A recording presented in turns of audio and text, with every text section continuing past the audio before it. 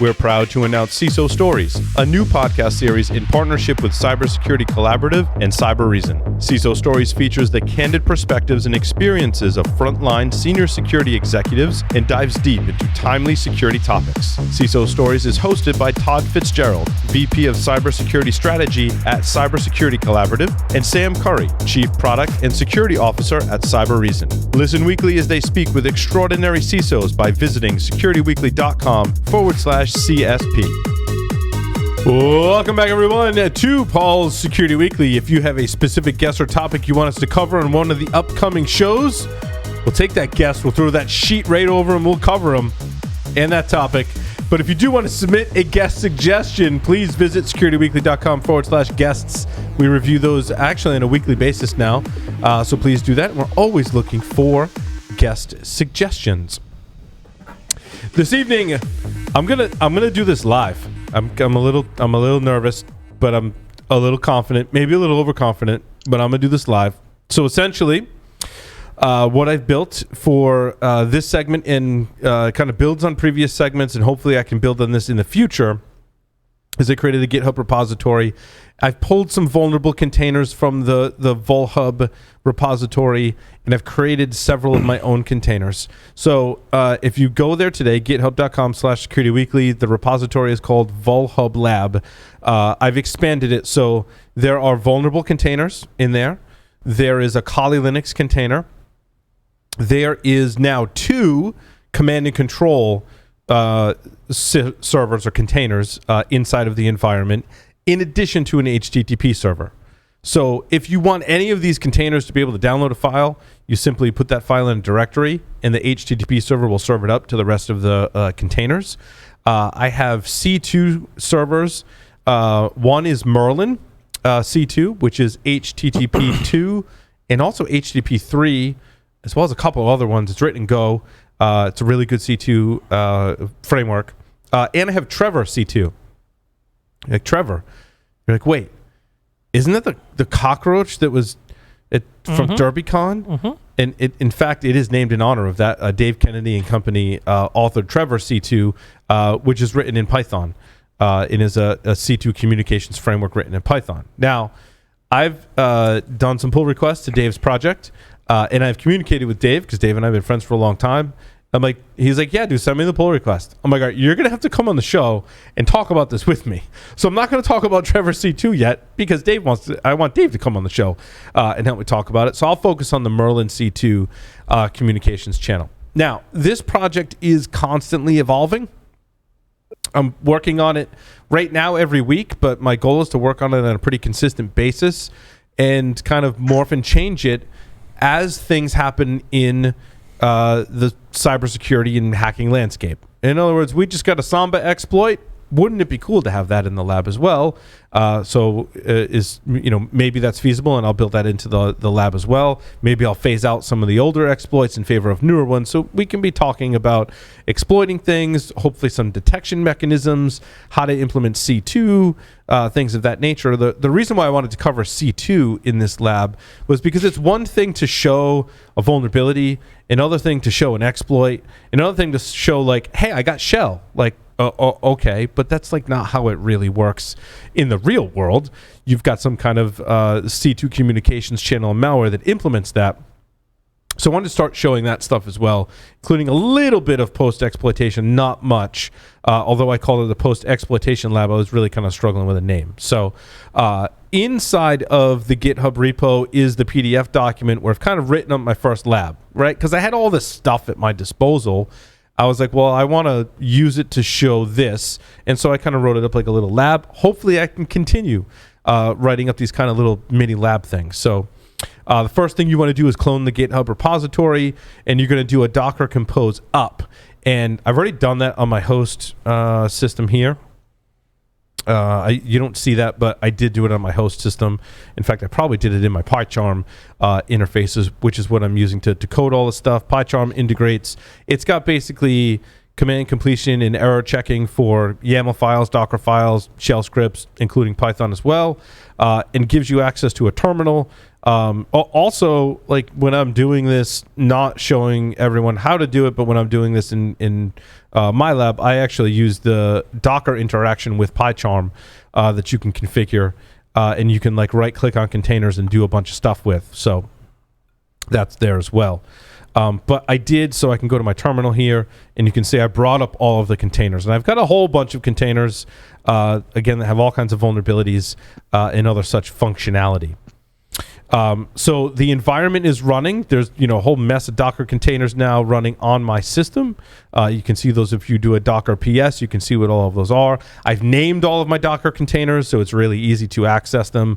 I've also put them on a network that's accessible to me, and I've put all the entries in my host file. So if I want to use a web browser or some other tool to access a Docker container in my lab environment here, I can reference it by name. I don't have to remember its IP address or its container ID or anything like that. I also started using Docker attach to attach to my containers. So then rather than like Docker exec -ti, I figured out that -ti for TTY and interactive mode translates to certain Docker compose file parameters, and I've added those. So basically I can, in PyCharm, right click and attach to a container, or I can use the Docker attach command as I've done here, to attach to the running container. Now, this container is running a command or entry point for bash, but in some of my C2 containers, the entry point command is actually running the Merlin server or running Trevor C2. So when I attach to it, I can actually dump, there shouldn't be any agents running here, but I can actually attach right to the running process. So I thought that was a lot easier and cleaner and neater to do than trying to exec bash and do all of that stuff, because you run into issues. For example, if when your container is created and starts up, if your command is bash, it doesn't actually start like the Trevor C2. You have to then go into the container and start it, and I just wanted it to start. So I started using attach, which it has been a Docker feature for a long time, and pretty handy in this case. So the first thing I do is I'm going to attach to my vulnerable Linux. I believe this is a container I created from scratch to have vulnerabilities. Specifically, I built in the sudo vulnerability that Wheel talked about that was discovered by the Qualys researchers, and the policy kit one, or pwn kit exploit. As it turns out, I haven't talked about this on the show yet, but if you build a Docker container, in fact, I think I can go into the code and show you this right now. If I go into, where is my vulnerable Linux Docker file? So I'm basing this on Debian Jessie. Now, what the Debian maintainers say is Debian Jessie's version 9 or 8. I forget which, if it's 8 or 9. It's old enough where they're like, hey, we're not maintaining this, but there's some other project that's maintaining this that should be applying security updates to it and nothing else. And I'm like, okay, I don't believe you. And lo and behold, if I take this container from Debian Jessie and I install a vulnerable version of sudo, and I install policy kit from the package repo, as you can see here, it's a vulnerable version of policy kit, which is awesome. Yeah. They're actually not updating. So on the blue team side, if you're looking for your Docker looking through your Docker container config and you see from Debian Jessie, dude, you're vulnerable, and you do not want to be using that particular container. That's really bad. Awesome for me trying to build a vulnerable lab, because now I have a really vulnerable container that I can work with and show exploits, which is really cool. So that's just kind of a side note. Also, when you attach to a container, if you want to detach from the container, Control Q, Control P will detach safely from that container. Okay, so now that we get that out of the way, when I attach to this vulnerable Linux container, let's just pretend that I've exploited this in some way, that I've exploited a web application, that I've guessed some kind of password, there was a default password, that I've reused an SSH key, any number of different ways I've obtained shell inside this Docker container, or conceivably a Linux host. Now, and there's other stuff in the lab that you can do that with. Now, if let's say I'm in a container, which I am right here, and the first thing I do when I have shell is I need to pull down a file so that I can escalate to root privileges as my first step, right? I may also need to pull down a file so that I can do a Docker container escape, right? I may need to pull down a file to act as my command and control piece of software to interact with my command and control system, my agent. In order to get a file inside of a system, you need a way to do that, right? So most of us, would turn to wget, curl, or netcat. But what if those don't exist? Inside of a container, especially the way I build my containers, those utilities are not there. In fact, if you want to say, well, I'll just become root and I'll install those containers. What if I have removed the apt or apt-get or both of those binaries? Now you can't install any software after the fact either. And so if you do have Perl, Python, or PHP inside the container, there are ways to do that as well. But let's say those aren't there either, right? Conceivably, they might be, right? So I'm kind of going to extremes to say, like, what if I'm really limited inside of this container and I need to pull a file in? Fortunately, we can turn to some bash kung fu and pull a file from a remote web server. I totally stole this code off the internet. I can't pretend to explain how every single line in this works. I really don't know. I do know that through the magic of shell redirection, in addition to dev TCP and some built-in utilities, like you need cat and echo in its basic form. You also need the, I forget what they call it, TCP sockets to be available in the device inside your Linux container. You can define this function inside of the container, and it will essentially act just like curl or wget, which is pretty awesome. And there's lots of different iterations. I had to find this iteration so that it pulled down a binary file. So I'm going to go ahead and do that. So I'm going to copy this little snippet of code right here. And again, I am going to hit up some of my friends after I found this and have them do a full segment on how to make all this, explain exactly how this works, right? I've explained the basic premise of this, that through dev TCP, in addition to like exec, echo, and cat, you can essentially in bash construct a function that is the same thing as a wget or curl command. Okay, so once I've got that defined, then I'm going to pull down, because as you see right now, I am not root on this particular container. And let's say I really want to be root in this container. Now, the other thing you can do is you can pull down the agent from Merlin, and Merlin has modules that allow you to escalate privileges. So you could go that way as well. What I'll show you is actually using the policy kit or pwnKit exploit. You can become root. And so when we talk about the severity of the pwnKit particular exploit, like it's really this easy. So I'm going to pull that down. So hopefully, if I go into my /temp directory. Now, 10.1.1.14 is my web server. It's a Python one-liner that I'll show you afterwards that just starts up a web server and serves files from a directory that is bind-mounted from your host. So I have a directory called files. Any file I put in that directory is served by the Python web server and is available to any of the containers in my little environment here. So hopefully this worked. Looks like it does. I'm going to make that an executable. And then I am going to run this exploit. This is really super hard. Guys, this exploit, you have to be super elite to run. I'm going to push enter and I'm root. Okay? That is how easy it is to exploit policy kit, which should be kind of scary. You definitely want to apply the patch to this one, because now I have successfully pulled the file from a web server, put it on the container, and now I am root. Wheel will be on, I believe, next week to talk about the inner workings. Wheel, of course, is one of the members of the Qualys team that discovered the vulnerability, which is nice because I don't have to go into all the details. We talked about it a little bit last week. Okay, so now I'm root on this system. Again, I don't have to be root, but I did want to show the exploit and just how easy it was to execute that exploit. So now I'm going to go to my Merlin server. Merlin is, again, written in Go. It uses HTTP2 which is, I mean, we should probably bring the author of this on to talk about this.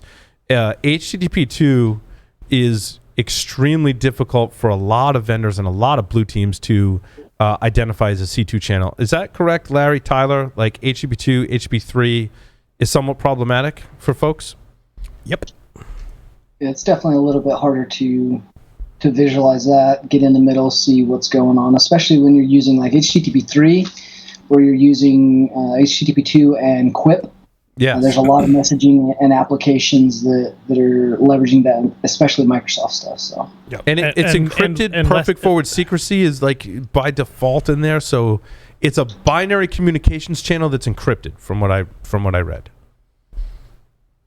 Yep. The hardest part with Merlin, really, from a C2 standpoint, is your on-target execution. You're talking about, because it's written in Go, you're messing with EXEs and DLLs. Mm-hmm. And so you end up with a few caveats of OPSEC issues of dropping EXEs to disk, DLLs to disk. Right. Some of your reflective loaders and shellcode loaders and droppers and stuff, those can aid in that and are more typically used with a lot of the other C2 channels. So your payloads are going to be a little bit bigger. You've got things to consider there where you can't just shove some shellcode in a macro or shove some shellcode in the registry and have a dropper pull it out. So no, it's a great point. There's a few nuances to Merlin and the size of the payloads, but there's also packages and ways to customize it. So I'm going to configure Merlin here. So I've attached to the Merlin container. I'm going to go into the listeners menu. I'm going to use HTTP 2.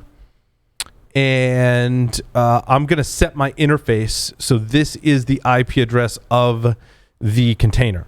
So all of my containers have static IP addresses that I've assigned, which is super helpful for keeping things straight inside your environment. And I've got the host file that's not the command I wanted. I got the host file it documented in the GitHub repo, so you can actually set a host file and also look in the compose file and see that this is the IP address. So I'm going to set my interface to 10.1.1.15, and then I'm going to type start. I have not configured my own certificates, which probably Tyler, right? And Larry, if you're doing this in a real environment, you're going to want to set your own, not use the default. Although this says it's creating an in-memory X509 certificate used for this session only.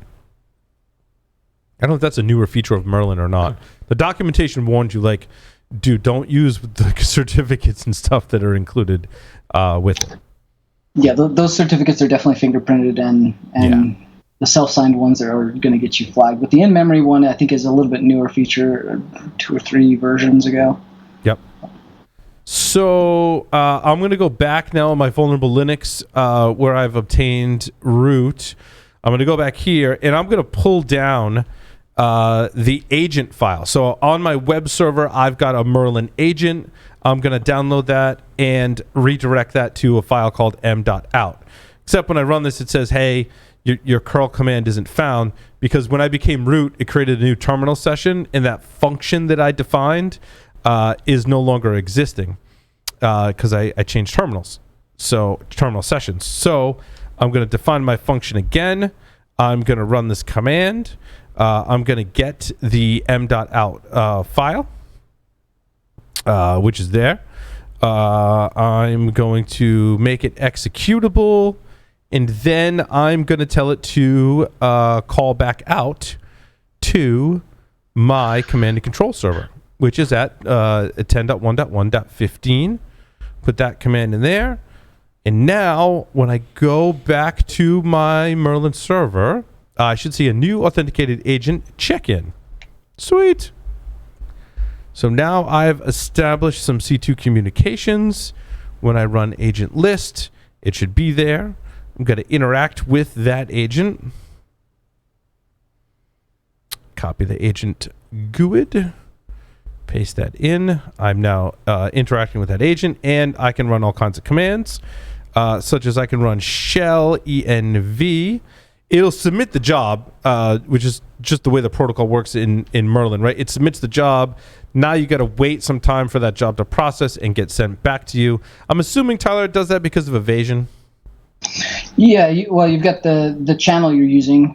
You're using HTTPS. You've got your posts and gets.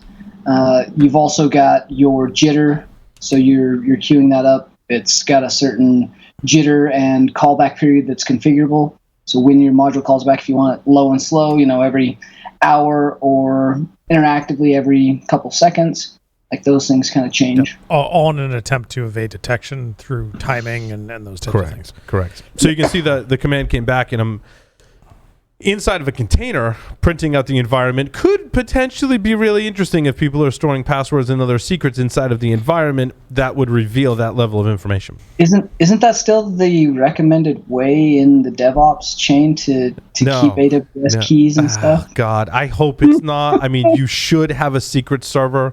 There's a lot of open source and free you would think. secrets vaults. There's commercial secrets vaults that are just amazing. Amazon AWS has multiple ways in which to store your secrets. Key the management server. It's hard. Vault. It's hard. It's architecture. It's hard. I got to get my product out the door. So, yeah, I mean, putting them in the environment does hide them to a certain extent. But obviously, as you can see, if I can gain shell through a web application, I can escalate my privileges. I don't even need to really escalate my privileges. I mean, if I'm just after the environment, all I got to do is pop that shell and run that command, and we're off to the races. So now, obviously, like I've done this for setting up a C2 communications channel to maintain persistence. However, I use the term persistence very loosely when we're talking about containers, as they are very ephemeral, right? So if you do end up inside of a container, I'm not sure that there's ways to fingerprint if you are inside of a container. Off the top of my head, like I would run info. I don't think that really gives any indication you're inside of a container, but there's other ways to fingerprint that. So that is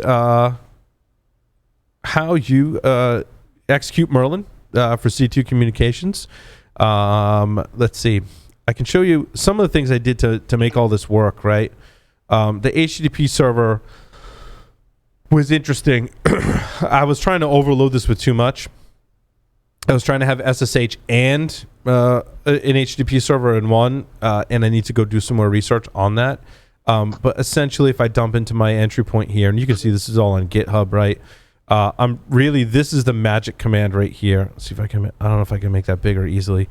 Python 3 HTTP server directory /files. /files is a bind mounted directory to my local files directory, which you can see here, and you can see I have all my programs in there. So that's how I'm doing the web server. And then what else? In the vulnerable Linux, again, Debbie and Jesse, I went through that. I am using a regular user inside of that container, so I can practice using some of these privilege escalation exploits.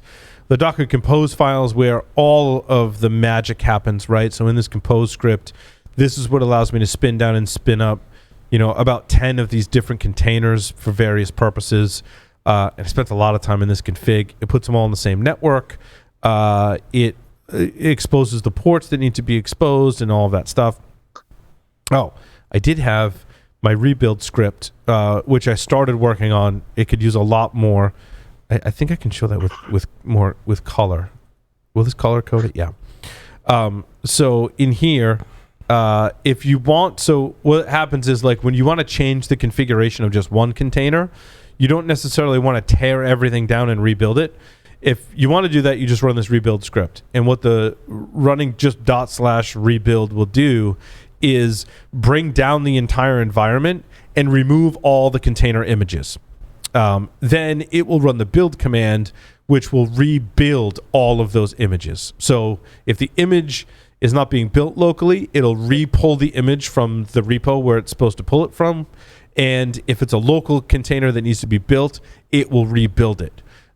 If you want to just rebuild everything. If I want to do just an individual container, so I was working a lot with just the HTTP server or just a vulnerable Linux container, I actually scripted some commands so that it will stop the container, remove just that container image, bring down all the services, and then bring them all back up. And it'll just rebuild that one container for you.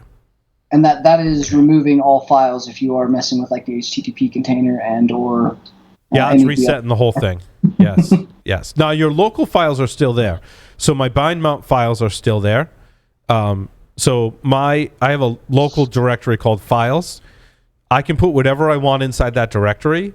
That gets mounted inside my HTTP server when the container is created and started up. So I can blow away the container. I can blow away the image. When that container starts back up, it's just going to bind. It's a volume bind mount in Docker. It's going to mount basically my local directory files into a directory inside the container called /files. At runtime, I can add and remove files from my local directory, and those will be also added and removed inside my container. So it's a nice way to be like, I need this C2 agent, I need this exploit, and I just want to get it inside the container. I mean, it's kind of like cheating, right? Like it's a great point, Tyler. I don't have to use all those fancy wget and shell commands. If you control the container environment, I can put whatever file I want in any one of these containers as long as I bind mount that directory into it. So you could cheat. That's not cheating. That's what they're saying. It's not stupid if it works. Yeah. It's not cheating if it works. That's like VMware Tools, man. That's like copy and paste into VMware Tools. Yeah. Or Vix API, either one. Right. Yep. Yeah, it's a long-standing feature. That's not cheating. That's called a feature. Yeah.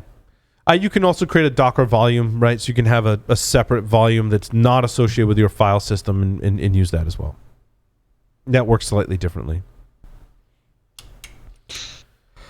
So yeah, I don't think since the last time I didn't. The other thing I added was a Trevor C2, which works, by the way, and is fully integrated into the environment. So we'll show that next time.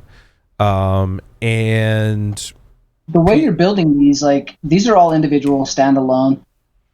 They have the ability with some configuration and modification you said you're building those all into the same network.